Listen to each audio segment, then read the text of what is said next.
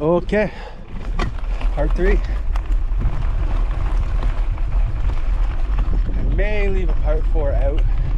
It's just going to be coming back, although you could argue there's more interest on this trail as far as like nature and stuff than part 1 and 2, but you get what you get. Again, I love feedback, even if it's critical, because it helps me improve. So even if you're a jerk about it, still don't care, because like I said, you can improve. And my tires are just not equipped for this. I'll see how far I get, but I just do not have, even new, they're not the best tires. So I'm actually surprised I got through that.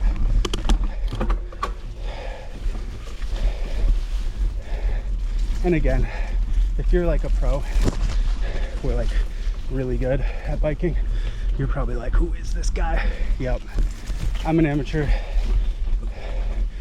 I just have biked a lot because I enjoy it. I like trails more. I'm not really too big on so you're gonna see my amateur abilities right here. Yep.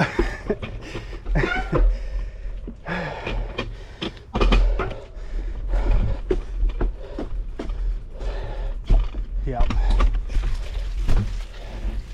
Oh well, I try.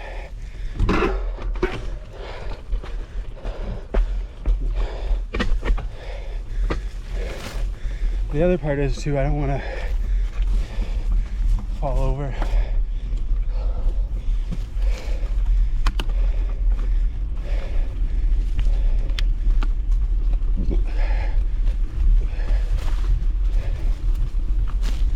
The likelihood of running into a coyote is a little higher here, but they're not so bad here around here. A pack of them is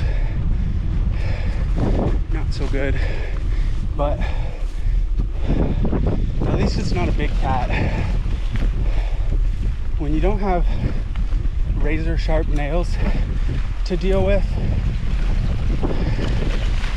fangs are a little bit easier to handle. You don't have to worry about fangs and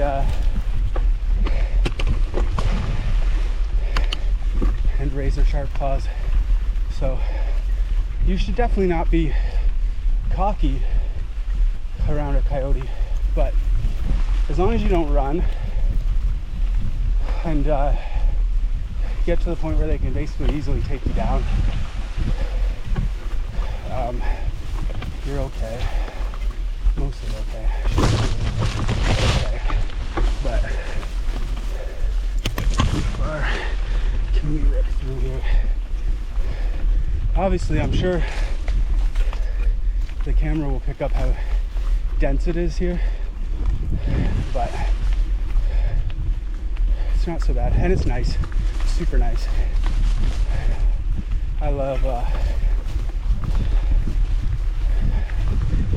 this environment.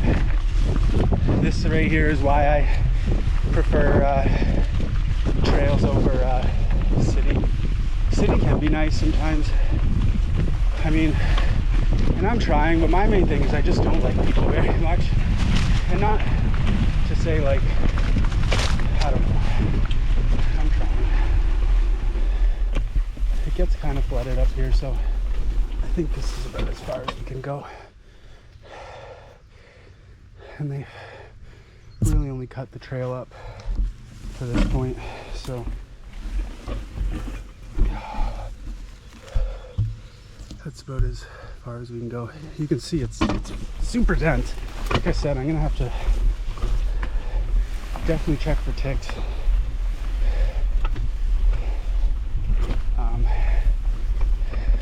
I don't know if you'd want to bring, I posted an earlier video from like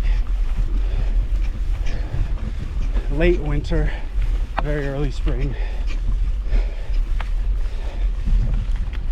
And I was saying, like, you probably don't want to bring your dogs back here unless you have a good system to get any ticks off of them, because it's still early, so they're not as numerous as, well, I shouldn't even say that. We've had a lot of rain, so yeah, they're definitely back here.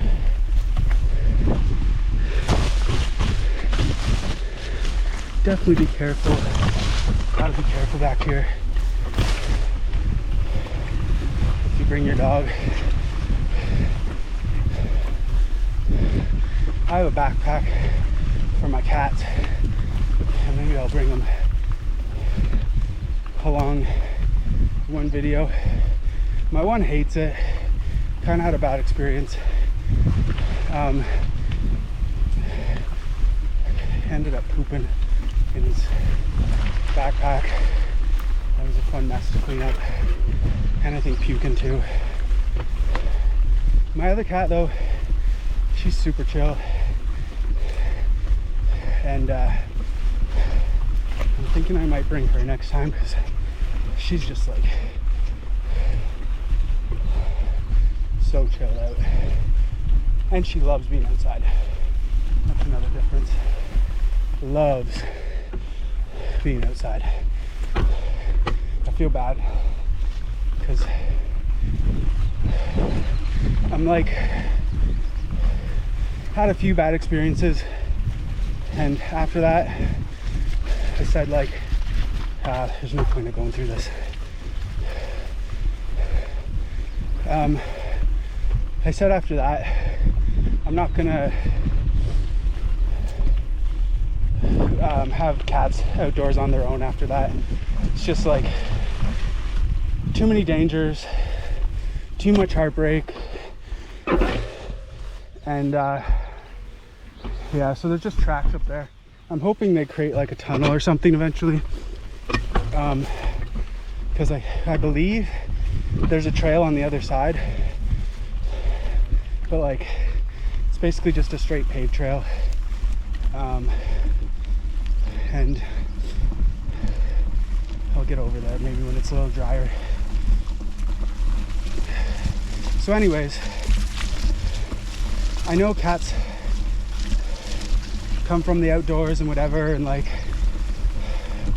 all that, and that was my like philosophy on that before. It was like, well, just let them live their best life. But that's why I'm gonna try to take him out more with the backpack. My one cat, I don't know if he's ever gonna be okay.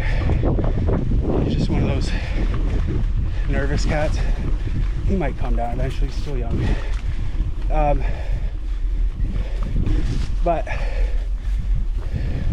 with all the dangers and the horrible ends that cats can meet outside, I think, like, overall, considering all things, probably their best life is lived indoors. It's just, it'd be easier to like get a good plant if that wasn't so muddy, but basically when I load my front tire, it just sinks into the mud, and I can't get enough leverage. And again, I know you pros, if you're watching, are like, what an amateur, but I've said I'm not a pro biker, I just enjoy it. So I guess this is going to be part 3 and 4. It's not like, again, not very long, so there's another way that I could go down to the right. I think I just passed it already, and it's okay. Again, they haven't really developed. I feel like probably in the future they're going to develop it more, but yeah, so that's trip 1. Not so bad. Oh, there's a horsefly out. Yeah, not so bad. So again, if you feel inclined to like and subscribe, I don't know, it's not really gonna, I guess eventually it might affect me. So if you do it, I'd love it. If you don't, hope you enjoyed the video, and yeah, that's about it. Have a good day, week, whatever you're up to. And remember to be thankful when you get carried away, because especially these days, we're in a time where life is pretty stressful, and I find what helps me out in those times is balancing and coming back and saying, well, you can be thankful for this and be thankful for that, you know, like, and then it kind of puts things in perspective. And oftentimes I'm like, yeah, for me, life's not so bad. Could be worse. And even if it is bad, unfortunately, because it sucks, having a negative attitude doesn't really help you get to the other side. So yeah, anyways, till next time.